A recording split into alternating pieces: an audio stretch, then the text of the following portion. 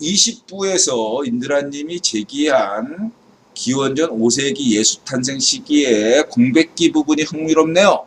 가장 단순하게 생각해 볼 수 있는 게 로마 제국의 기독교를 공인한 전후로 기독교 핵심이 예수 신성이나 복음서 역사적 사실성에 강력한 의문을 던질 수 있는 불리한 기록들을 싸그리 삭제시킨 것 아닐까요? 저는 그렇게 생각하지 않습니다. 그게 이제 뭐 음모론, 음모론에 대한 어떠한 그러한 견해들인데, 저는 뭐 예수 신성 이쪽 논란이 있었지만, 저는 그렇게 보지는 않아요. 뭐 그냥 인드라 혼자 생각이 아니라 여러 가지로 인드라 이 부분에 대해서 많이 생각해 봤는데 그렇지 않다. 인도나 그쪽 역사들은 유럽 식민지 시설 때 삭제되거나 불교 힌두교 사제들에 의해 삭제된 것 아닐까 정도인데, 역시 이런 것도 삭제가 되는 건 아니죠. 삭제가 된다고 없어지는 것은 아니고, 저는 그렇게 생각하지는 않습니다. 왜냐하면 그냥 발굴 자체를 연기하거나 미루는, 그러니까 그 자료보다 특정한 시대의 프로젝트 자금을 더 지원해줘서 묻히는 거죠. 연구가 그쪽으로 진행이 안 되면 안 되는 방향으로 할 수는 있겠지만, 그거를 어느 세월에 삭제하고 그러면 오히려 도드라지죠. 제가 볼 때는 그래요. 그래서 그 시기의 핵심적인 역사적 사건을 중국이나 춘추전국 시대 이쪽류, 그 다음에 로마 제국 흥하던 시기 아닙니까? 그 다음에 카르타고, 당시의 국유본의 관심사는 페이비안 협회처럼 카르타고에 있었어요. 카르타고와 로마, 카르타고 로마 전쟁, 한니발 전쟁, 요게 초점을 맞췄기 때문에 양쪽에서 이 부분에 대해서는 발굴을 늦췄다라고 저는 보는 편입니다. 특히 알렉산더 대왕에 대한 그런 어떤 뭐랄까, 의외로 여러분, 세계사에서 알렉산더 대왕이 차지하는 위상이 매우 크잖아요. 근데 알렉산더 대왕에 대한 어떤 발굴, 역사적인 어떤 발굴이나 알렉산더를 부각시키는 것이 굉장히 없어요. 상대적으로. 물론 있었지만, 알렉산더 대왕에 대한 그러한 어떤 노력들이 다른 어떠한 역사 기술보다 훨씬 적다. 저는 그런 면에 주목합니다. 또한 최근에 알렉산더에 관한 영화가 나왔어요. 혹시 보신 분이 있는지 모르겠는데, 그 알렉산더 부하였다가 이집트 왕이 된 사람, 그 사람이 어떤 화자가 돼서 그 사람 시각으로 본 알렉산더 대왕 일대기를 그린 알렉산더 대왕 이 있는데, 그걸 보면 알렉산더 대왕이라는 호칭에 걸맞지 않게 알렉산더를 굉장히 허약하고 허약한 뭐랄까, 뭐죠?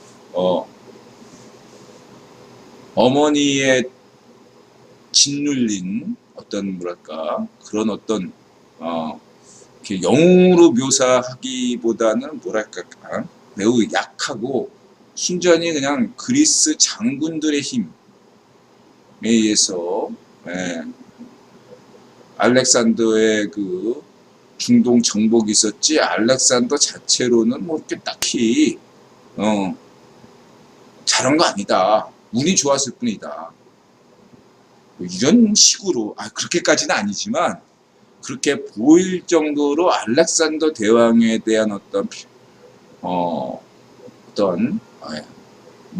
이 정도로, 아무리 그래도 그렇지 이 정도는 아닌데 하는 생각할 정도로 알렉산더 대왕에 대해서 굉장히 깎아내리는 식의 영화가 알렉산더 여왕 영화였다. 이렇게 생각이 들었습니다.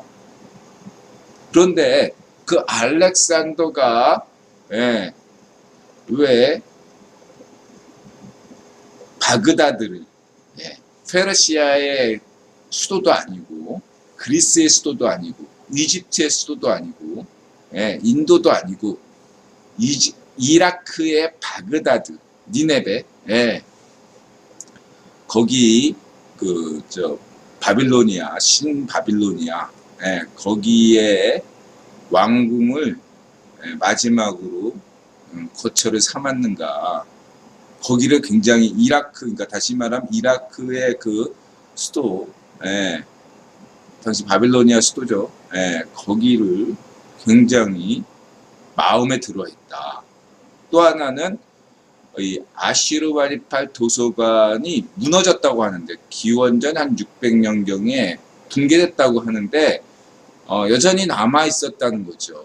알렉산더가 300년, 기원전 4세기 초반이고 325년 경에 이렇게 죽었다 이렇게 나오잖아요. 그러니까 기원전 4세기경까지도 니네베 도서관, 아슈르바니팔 도서관이 있었다. 그래서 알렉산더 대왕이 어떤 기록에 따르면 알렉산더 대왕이 아슈르바니팔 도서관의 위용은 보고 깜짝 놀랐다.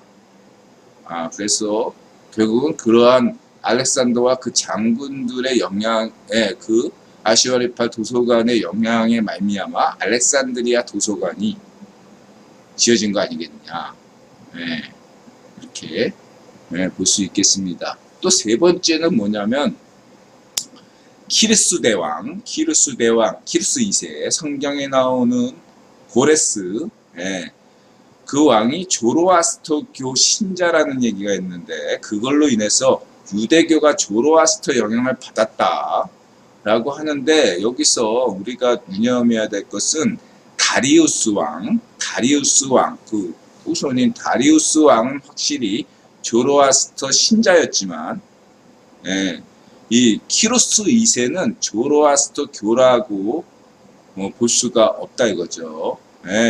키루스 2세 때까지만 해도 조로아스터교에 대해서 신자라고 볼 만한 문헌이 없다. 오히려 키루스 2세는 당시에 아시리아, 바빌로니아 이 지역에 있었던 아슈르, 바니팔이 믿었던 그 신성체계, 말하면 마루드, 이슈타르, 이 종교를 근거로 자신의 왕의 정당성을 설파했다 라는 겁니다. 다시 말하자면 키루스 2세 역시도 아슈르바니팔 도서관 거기에 있는 어떤 데 근거해서 자신의 신성을 이야기했다 이거죠.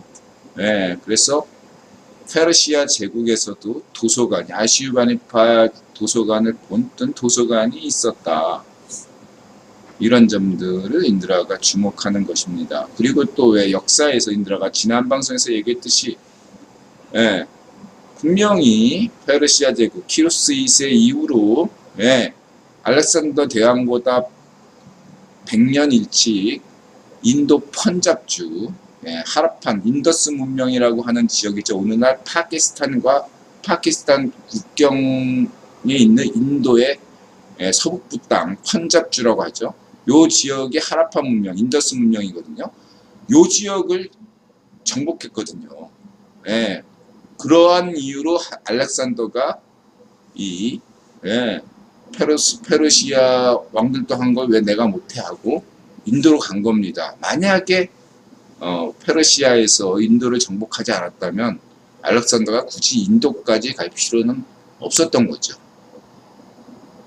또 하나, 그래서 지지난 방송에서 얘기했듯이 그렇게 페르시아가 펀잡주를 하라판 문명을 장악함으로써 인도의 원래 그 인더스 문명이었던 그 지역을 빼앗겼지 않습니까? 그래서 이들이 기존에 있던 아리안인들이 동쪽으로, 예, 겐지스강 쪽, 예, 겐지스강 쪽으로, 예, 쫓겨나올 수밖에 없었고, 거기서 10대 대국 이런 걸 만드는 시기가 바로 기원전 6세기에서 5세기인 겁니다. 약 200년에 걸쳐서, 예, 6세기, 5세기, 예, 4세기. 예. 근데 요 시기에 오늘날 인도의 종교라고 하는 것들이 다 탄생한 거예요. 예, 육사외도, 불교, 자이나교가 이 시기에, 예, 등장한 겁니다. 기존의 브라만교에 대항한 반발에서 바람교, 혹은 브라만교, 뭐 베다교, 반발해서 나타난 오늘날 우리가 인도 종교라고 알고 있는 그러한 것들이 등장했다. 무언가 엄청난 변화가 있었는데 이렇게 변화를 줄 수 있는 요인은, 예, 페르시아의 헌잡주 정복과, 예, 알렉산더 대왕의 정복, 이 두 가지 외에는 없다. 예, 근데 이미 알렉산더 대왕 이전부터 이러한, 예,